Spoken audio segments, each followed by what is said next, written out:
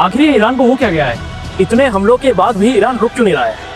Iran बराबर जवाबी कार्रवाई कर रहा है, चाहे वो अमेरिका हो या फिर इजराइल। ईरान क्यों नहीं रुक रहा है?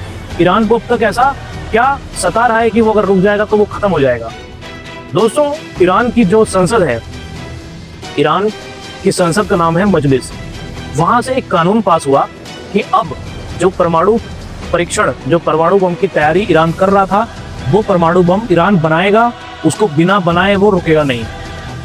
ईरान की जो संसद है और ईरान की जो जनता है, वो वहाँ के प्रधानमंत्री जो खमेनी है, उनके ऊपर दबाव बनाती जा रही है कि अब आपको तो ये बम बनाना ही पड़ेगा, क्योंकि अमेरिका और इजराइल का मुंह उनको बंद करना है। ये जो धमाके अमेरिका ने की है, उससे वहाँ की जो जनता है, उसका जो मोटिवेशन है वो इतना बुरी तरीके से गायब हुआ है कि अब वो जनता ये कह रही है कि मुझे परमाणु बम चाहिए। और ईरान के जो प्रधानमंत्री हैं खमेनी, उनके ऊपर दबाव बनता जा रहा है। दबाव सिर्फ जनता से नहीं, बल्कि वहाँ के सांसद भी बना रहे हैं।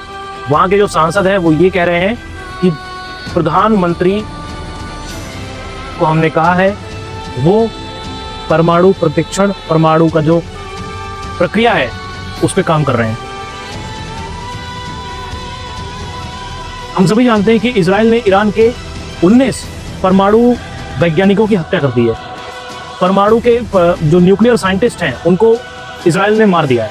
तो क्या वहां पर इतने साइंटिस्ट अभी बचे हैं कि जो इस प्रक्रिया को पूरा कर पाए, या फिर इतने साइंटिस्ट हैं, या फिर उनको सीधे सीधे तौर पे रूस मदद करेगा? रशिया ईरान की परमाणु बम बनाने में क्या मदद कर सकता है?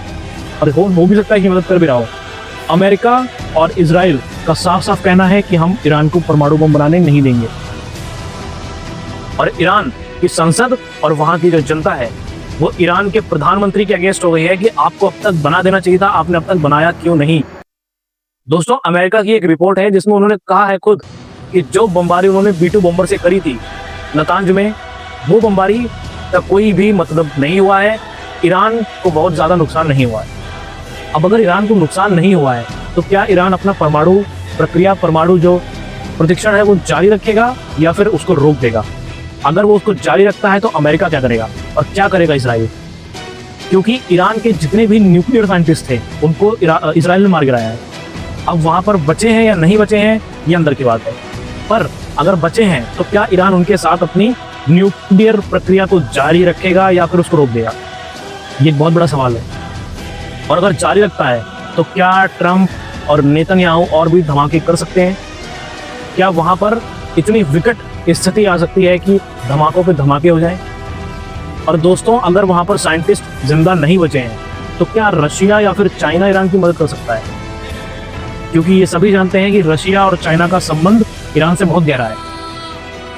प्रधानमंत्री खमेनी अब बहुत बड़ी दुविधा में फंस चुके हैं, क्योंकि वो रोक सके तो उनको वहाँ की जनता और वहाँ की जो संसद है बम का बहिष्कार कर देंगे। और अगर वो परमाणु बम को बनाना जारी रखते हैं तो वर्ल्ड वॉर का खतरा है, वॉर होने का भी खतरा है। ट्रंप और नेतन्याहू शांत तो नहीं बैठेंगे, ये बात पूरी दुनिया जानती है। पर क्या ऐसा भी हो सकता है कि नेतन्याहू और ट्रंप समझौते में आ जाएं? जिस तरीके से हम देख रहे हैं, नेतन्याहू और ट्रंप ये दोनों काफी हद तक समझौते पर आ चुके हैं। धीरे धीरे युद्ध अब कम होना शुरू हो रहा है। अब ईरान को समझौते की तरफ घसीटा जा रहा है। क्यों? क्योंकि ईरान कहीं ना कहीं तो भारी पड़ा है।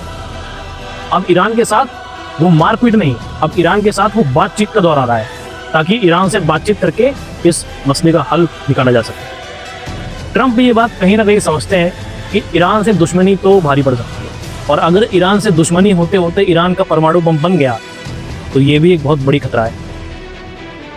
दोस्तों, देखना ये है कि क्या करती है ईरान की जनता और ईरान की संसद। क्या वो खमेनी पे दबाव बनाएगी और परमाणु बम को बनवा के रहेगी, या फिर खमेनी को समझौते के दौर में अमेरिका और नेतन्याहू इनवाइट करेंगे? और अगर ये इन्विटेशन होगा तो किस तरीके का होगा? क्या ट्रंप और नेतन्याहू माफी मांगेंगे, या फिर ईरान अपनी इज्जत पे अड़ा रहेगा कि हम परमाणु बम बना के रहेंगे? देखना ये होगा दोस्तों कि क्या ईरान के पास में वाकई इतने साइंटिस्ट हैं, इतने नॉलेजेबल साइंटिस्ट हैं, इतने जिम्मेदार और इतने बड़े बड़े साइंटिस्ट हैं कि वो इस बम को बना सकें, इसका जो यूरेनियम है उसको फिल्टर कर सकें, या फिर इसको मदद करेगा रूस या फिर चाइना? देखते रहिए आप हमारा चैनल, इसको सब्सक्राइब कर दीजिए। आगे की जो खबर है वो हम आपको देंगे, पर